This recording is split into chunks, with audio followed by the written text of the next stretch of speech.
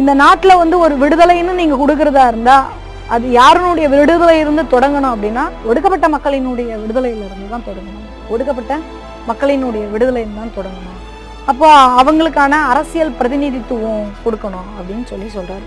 அதுக்கு முன்னாடி தாத்தா என்ன பண்றாருன்னா, தமிழ்நாட்டுல அதாவது வட்டமேசை மாநாட்டுக்கு முன்னாடி போறதுக்கு முன்னாடி என்ன பண்றாருன்னா, 74 பெயர்கள்ல வந்து இங்க பட்டியலின மக்கள் வந்து பிரிஞ்சுக்கிட்டு இருந்தாங்க.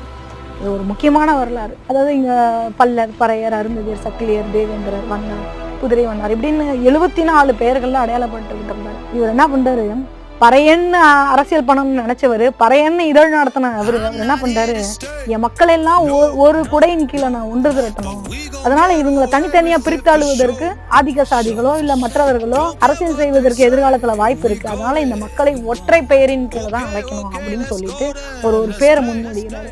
அதுதான் ஆதி திராவிடர் அப்படின்னு சொல்லி. ஆதி